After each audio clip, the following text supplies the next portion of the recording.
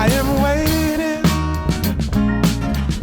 for a bus at the end of the night under street light. All right, let's talk about my office. This is where the sick edit comes in, like those car edits on TikTok. It's we aren't there yet. Hey, quick note, this is just Editing McKay to let you guys know that I'm not sponsored by any of the products in this video. I bought them all with my own money, but back to the video. All right, the office has been where I'm spending most of my time literally every single day when I'm working, when I come up here to play games, whether I'm just kind of hanging out or editing videos. Starting off, we did the walls. We painted it all the same color in the garage gym video that I posted previously. It's all that same carbon copy.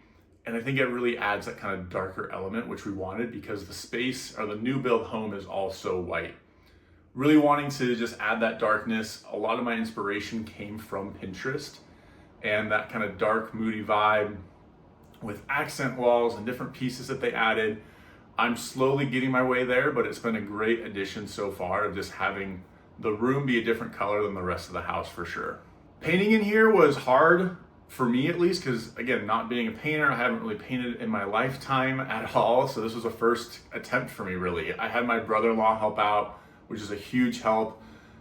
The hardest part in here is because the floor's carpet and we did the baseboards as well. And so it was just trying to tape the entire baseboards so nothing got on the carpet. There's a couple accidents that you can see here, but overall went a lot better than expected. We didn't do the ceiling, and so I think that helped because we have to roll out plastic across the entire carpet. But some of the rolling was better in some places than others. I had to do some touch-ups here and there. You could kind of see in the right lighting where I did a brush versus the roller.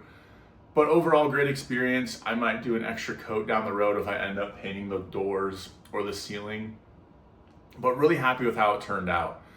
All right, next up is the Flexi Spot E5 standing desk. It's been a staple for me. Obviously being 6'8", this is maxed out at 49.2 inches. So I put this thing to the limit. I definitely had a hard time finding a standing desk that had good reviews, was durable enough, had great kind of warranty things that went along with it, and something that wasn't gonna break the budget. I will post up the price for how much this was, but compared to some of the desks that can go upwards of $2,000, I definitely was not looking to spend that much. Has a lot of different color options. I really like that they had the variety there. I did go with the walnut chipboard. My wife has a walking pad. She really likes using that. I'm not a big fan just because, again, if I add an extra 3-4 inches of the walking pad, I'm already stretching myself. So here you can kind of see it fits perfectly with like my elbows being bent and being able to type, and having the monitor arms, which I'll go into, have been super helpful just overall for the desk space. I think when you're tall, you have to kind of consider the things of what that range is. To me, I'm always checking out the stat of what's the max height that the desk can go. The dimensions have been perfect. I didn't want to go too big because again, pricing and just didn't need as much space as I think most people maybe would want.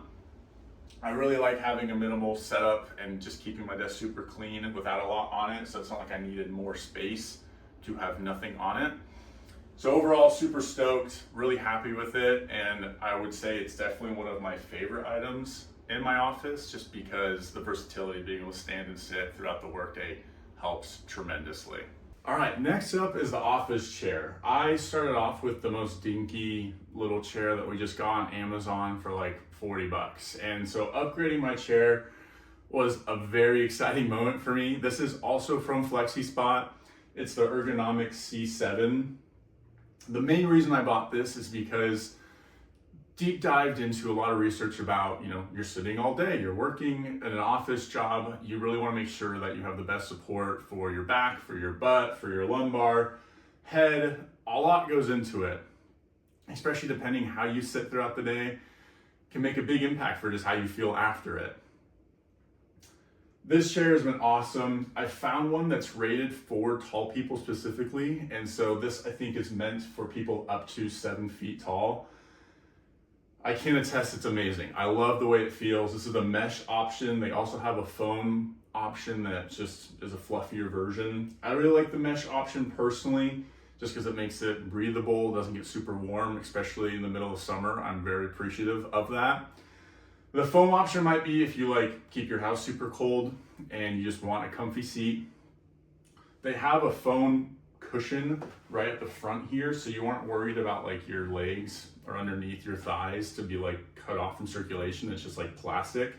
It has a good contour, sits really well. Some people don't love the lumbar support and how dramatic it is. I personally love it. I think it's super helpful for me. As pronounced as it is, it makes me kind of more self-aware. You can lean back, it has great flexibility, so I normally am like literally lounging like this sometimes during the workday. It can go up, the arms move forward and back, they rotate. The headrest can swivel as well. You can move it up as high as you need to or lower. That has 3 settings, so you can drop it all the way down, up 1, up 2, up 3, and that's where I keep it. So it's definitely not meant for specifically only tall people, but I like that it can support up to my height at 6'8". Overall, super, super great piece. Really love having a chair that feels a little bit more fitted to me versus something that, you know, you can make way with. One quick extra thing is some people say the mesh, sometimes with other chairs or other office chairs, sometimes it wears out, it kind of loses spring and it just kind of starts to sag. I've had this for over a year now and I haven't had any issues. It's been great so far. Really, really happy with how it turns out and how it feels. I think the only con is maybe just like some of the material, like it's all purely plastic, so it doesn't feel maybe the most premium. But again, it's not a $3,000 chair that's super high end. It's very nice that it's budget friendly-er in terms of an ergonomic chair that you aren't breaking the bank for. It might be slightly more expensive and that might be a con, but I think when you're comparing across the board, I really appreciated the price point of entry. And there's, again, FlexiSpot, I think those great options for customizability and what you want to add and maybe what you don't need. So definitely check that out. All right, next we have my monitor mount and my 2 monitors. And so this is the Huano dual monitor. I really wanted 2 screens just for the work that I do. It's been super helpful. I use my laptop as kind of like a third monitor for like Teams or Slack or just the chat channels. And these are really my 2 productivity machines when it just comes to having everything synced for my workstation. This is the Samsung, this is the Gigabyte. They're both 27 inches. I definitely like the size of them. I think they help a lot just with usability and space. I bought the Samsung first, again, because my wife was hybrid and this is the monitor that she was using when she was working from home. The Gigabyte was kind of like the gaming option that I went with, just for the high resolution and refresh rate. It's been super nice, definitely a great quality in image and picture overall. Really like having 2 arms, having the black just goes along with it. The downsides are definitely just the price point of monitor arms. If you want it on your desk, finding the right positioning can sometimes be a pain of where you want it to sit. There's budget-friendly options that maybe are just like a single rod. I like these because you can fully move them. They rotate, they can drop, lift, swivel, and just finding the spot that works for me. I like keeping them high up, again, just for where I sit and kind of where my eye level goes. It is nice to have them especially like upper and raised, that way my neck isn't looking down the whole workday. So I love how high they go. They got great range, all the connectivity. The Huano arms have all like the wire cable management that you can do in the back that I think is super helpful. Another staple, again, it kind of is my entire 40-hour work week is on this, and then gaming on one when I want to. All right, next up, we actually have our keyboard and mouse. This is the Logitech G915, and this is the Infiq PM6. I'll start with the keyboard. Just going over the kind of the pros is I love the full-sized keyboards. I definitely use the numpads a lot for work. That has the G keys as well. I don't think I've ever set those up or used them, but I know that you can do pre-programmed options within them. And so if I hit G1, it can do, Command Shift S or Control Shift S to take a screenshot, is having to press all the keys individually. There's a lot more features to it that I really like. It has different brightness options. It has a whole gaming mode, so it actually disables the Windows key. So if I'm ever gaming and I accidentally bump it, it doesn't pop up with the Windows screen. It can be wireless or wired. It's got the different modes, so I could have one for gaming, one for work, and an extra one if I needed it for a different game that I maybe use. It does come in the 10 keyless option as well. The cons that I would say are definitely the keycaps. They wear out relatively fast. I would say within like a year and a half, I started noticing wear on the WASD and shift keys. And so these white ones are actually replaceable ones that I found on Amazon and bought the complete keyboard replacements, but just replaced the ones that were definitely wearing away. Other than that, super happy with it. And I think it works great. It has the tactile brown switches.